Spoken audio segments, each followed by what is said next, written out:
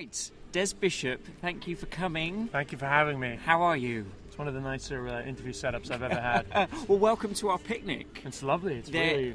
I mean, I've given you lemonade. There is... No, water, even. There is lemonade there if you needed it. No, water's nice. Water's good. Water with a straw is lovely. And help yourself. Well, we've got custard creams and shortbread to kind of reflect... Because the South comes up to Edinburgh during the festival. So is the South custard creams? Is that like a British stereotype? Well, it's more of a British thing, whereas shortbread obviously Shortbread's is... Scottish thing. Yeah, so you can, if you wish, you can choose between which side you want to go. Well, I mean, it's nothing to do with the nationality of the biscuit. No, but my choice would be shortbread due to taste. Ah, really? As opposed to... Well, totally I mean... impartial. My Irish... If Irish people watch this, they will be happy with my decision. True. I think there'd be more of a kindred connection with the Scots than down south.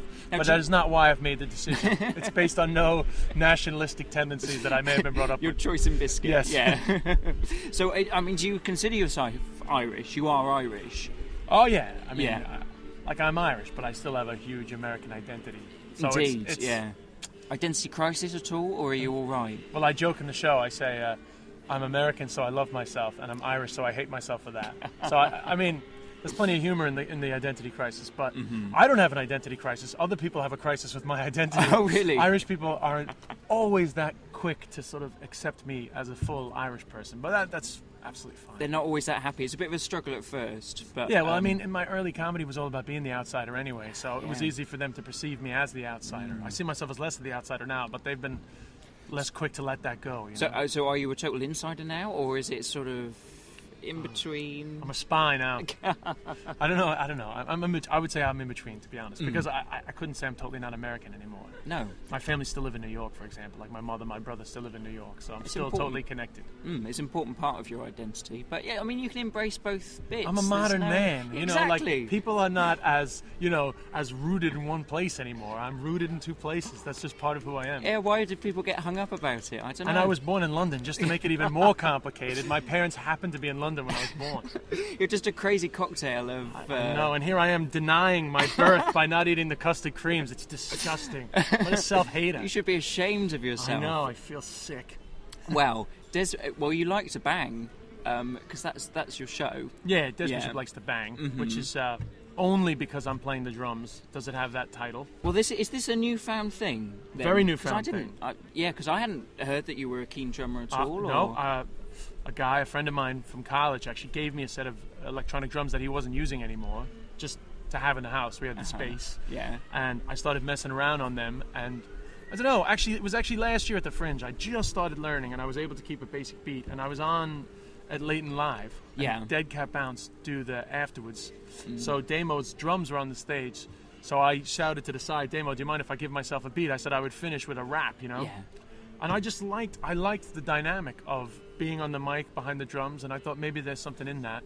Started to explore it, and then, as is always the way with Edinburgh, you got to commit to a title really early. So I kind of committed to a show about drumming well before I knew if there was anything in it. And I have to say, it took me a lot longer to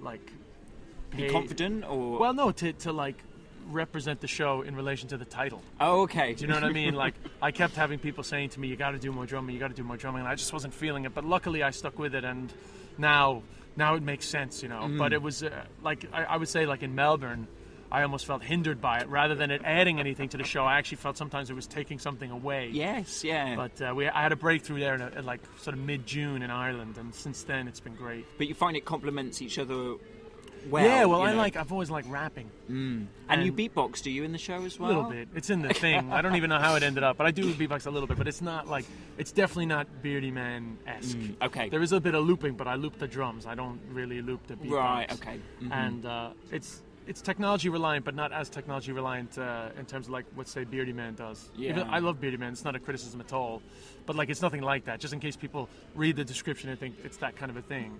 I just always liked rapping in my shows, but for years I haven't, because I just think, you play a beat on a CD and you rap over it. It's just a bit like anybody can do that kind of a thing. Yeah. And I like the fact that we're creating our own music on stage. Okay. And now I have a harpist as well for a bit of you know, a bit of musicality to go with the raps. So it's like an ensemble piece almost. It's Irish hip hop. Very good, very good. So that's added a lot to it now. So I feel more confident with it. It's just 2 music pieces in the show, but they're one in the middle, one at the end, and it gives me a place to get to, you know. And so now it kind of makes sense. But the whole time, the one of the reasons I called it Des Bishop Likes to Bang, because I think you saw my last show, did you? Yes, no, I did. Yeah, so it was a great show, but it was very emotional. So I wanted people to be very clear coming to this show that it was not that. You had to go away from that, I think. Because you embraced it so much in the last show. Yeah, and I think that show was a real thing. And I think that was a kind of year where people found me in Edinburgh. Like, perhaps before it was just Irish people come to my show, then suddenly I had all these other people. But that's not, I mean, that show was me, but it's not what I do all the time. That was a specific time in my life. So I just wanted to make sure people knew, just in case they were coming for another meaningful show. Some other thing has happened. Well, it would have been contrived. I would have had to, you know, like, sort of put on a sort of I would have to put on this emotion and it's just, this is the thing. It's so post my father's dead, and I just wanted to do something silly and fun, and But it is quite a lot of pressure, I expect, because, like you said, that was the show that everyone started to notice you in Edinburgh, certainly, and it got nominated. Do you feel kind of? Well, it didn't get nominated. Oh, did it should not? Have. I thought it should have. See, it was so good. Well, it was I don't even care about that stuff normally, but you get sucked into it, you know. And everybody was saying it, and even the director of that competition mentioned my name in a piece the morning of the nominations. Oh, that's right, yeah. But anyway, that is absolutely fine. The fact that you've remembered it as being nominated is just as good. But I did feel a lot of pressure, to be honest, because, one, I knew I'd never do anything like that again, and two, I just thought, God, if somebody has found me through that, they probably think I'm something other than I am, And but last night was the last 2 nights were really good with the show, and I actually had a few people message me and say, I really wasn't sure, how you would follow that, but this is just as good, and I laughed. So it's nice when people say that, because it was definitely playing on my mind, It's all, working away. Yeah, this is silly. Like, this is like clapping at the end, dancing. I'm really just letting out some hip-hop fantasies that I have. It's a spectacle. It's a big show. Yeah, at times. The 2 pieces are very showy. Yeah. Like, I went to see Fork last night. Have you heard about Fork, the a cappella band from Finland? No, I haven't. No.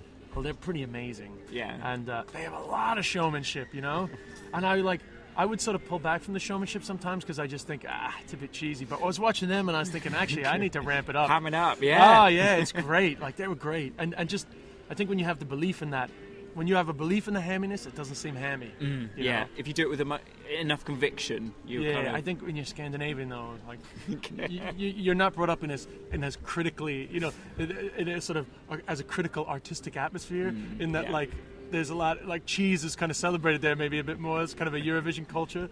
So I think sometimes when you break out in Ireland, you have this tendency to think everyone will think, like, what a fucking Egypt, what's he doing? Like, but I was watching them last night, and I was like, you know what? Screw it. I'm camping it up. Camping it up all the way. Des Bishop, your show is at what time is it? 8:50 p.m. And the venue is Assembly 2 at the Gardens. Not to be confused with the Assembly Rooms, the original Assembly Rooms. It's a nightmare. The Assembly Gardens, which is behind the TV in the sort of university area, and it's a lecture theatre. And thank you so much for coming for the picnic, and enjoy the rest of your festival. Thanks for having me. Thanks for coming. Thanks. Cheers.